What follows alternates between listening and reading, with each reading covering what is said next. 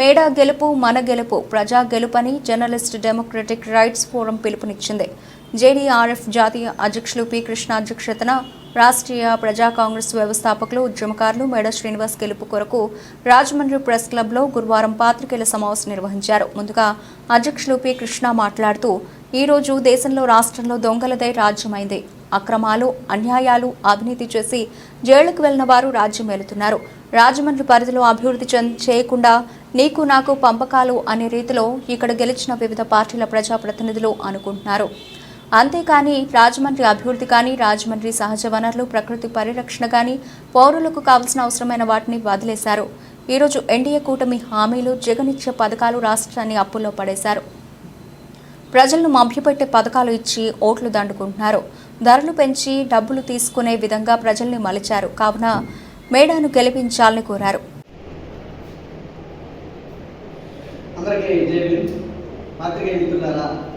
ఈరోజు ఈ సమావేశం ఏర్పాటు చేయడానికి ముఖ్య కారణం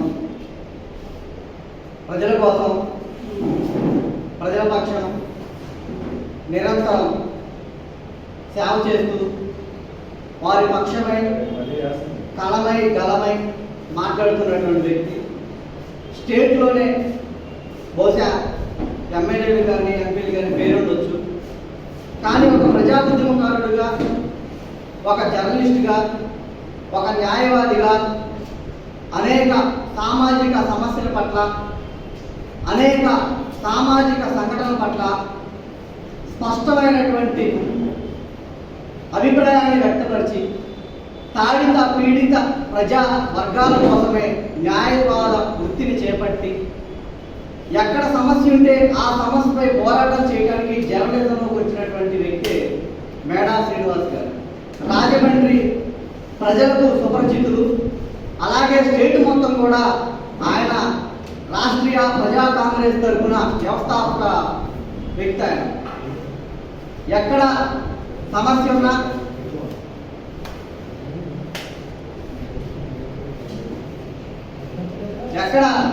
ఉన్నా ఆయన ఆ పార్టీ ద్వారా, ఆ న్యాయవాద వృత్తి చేసిన దాని ద్వారా, అట్లాగే ఒక జర్నలిస్ట్ కాబట్టి తన జర్నలిజం రచన ద్వారా ఆయా సామాజిక సమస్యలను ఎప్పటికప్పుడు ప్రజల తరఫున గొంతు వినిపిస్తున్నటువంటి వ్యక్తి మేడా శ్రీనివాస్.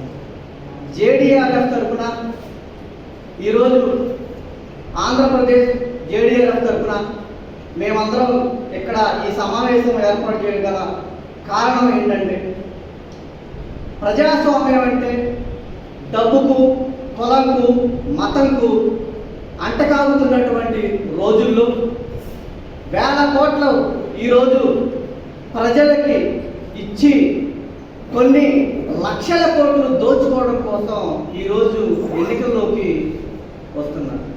బాబాసాహెబ్ అంబేద్కర్ రాజ్యాంగాన్ని రాసి అట్లాగే స్వతంత్రం వచ్చి 77 సంవత్సరాలు అవుతున్నా కానీ ఇంకా ఈ దేశంలో బహుజన కులాలు ఎక్కడ వేసిన గొంగలి అక్కడే ఉంది.